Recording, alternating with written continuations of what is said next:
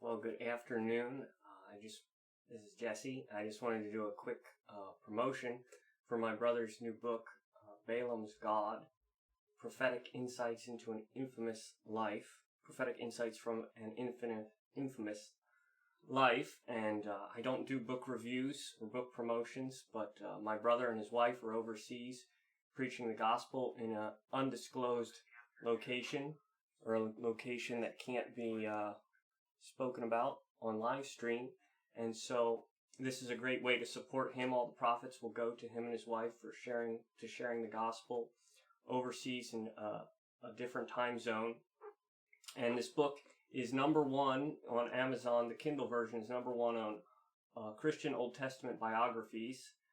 So this is a cool book to check out. It is free on Kindle Unlimited right now if you have Kindle Unlimited.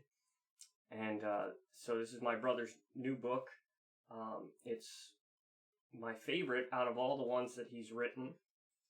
And so I just want to share with you a little bit about what this book is about and read just a few pages from the introduction, introducing Balaam. And it starts off like this. Balaam built his spells step by step. He kept a fire of sacred wood burning. The shadow of his hand crept across a knife and an ordered pile of animal organs.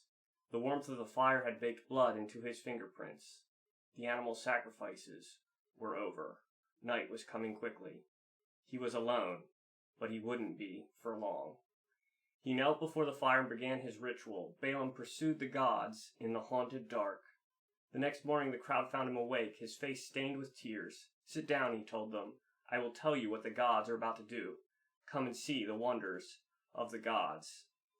In fasting and grief, Balaam foretold drought and darkness overtaking the land. He spoke of mourning and death. The whole of nature would be turned upside down. Disaster would reign. All sense of order would be lost. But Balaam did more than foretell. His spells went further than just prediction. He worked his magic to change the future, to combat the will of the gods. He implored the goddesses of Ashtar, of Moab, and Shagar to bless in the place of cursing. The transcription of Deir Allah stops there. The above is my fictionalized interpretation of its contents. While difficult to read and harder to interpret, it stands as a testament to Balaam's fame or infamy. Along with pagan texts like the transcription of Deir Allah, Balaam is mentioned in the Talmud and throughout Jewish commentary and history. His name appears in the Quran. In the Bible, his name appears a surprising number of times outside of the narrative of Numbers 22-25, where his story connects most with the story of Israel. The transcription of Deir Allah is not scripture and cannot be treated as a sound source, but it does reveal that Balaam was perceived as a powerful communicator with the gods.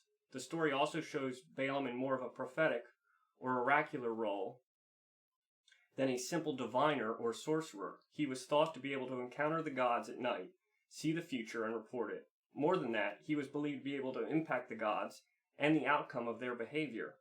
A number of historical documents speak of Balaam, but they each present Balaam from a certain spiritual lens and interpretation. For believers, the Bible is our only sure source of accurate information about Balaam, but the transcription of Deir Allah is surprising and surprisingly consistent with a historical reading of the biblical text. Balaam does have a reputation for being able to bless and curse with the power of the gods, and in Numbers, he does seek Yahweh at night and arrived in the morning with prophetic words from the one true God. There is a reason Balaam remains so infamous. The issues of his heart are the issues that God's servants face today. The Bible uses Balaam's name and story to teach about true and false ministry, referencing a history that reveals the complexity of life. Balaam is not a simple villain. While the New Testament exclusively mentions him as a negative example, a false minister, there is a lot to admire in Balaam's story. Balaam may be the most infamous false teacher in biblical history, yet he was not condemned for his ignorance or powerlessness.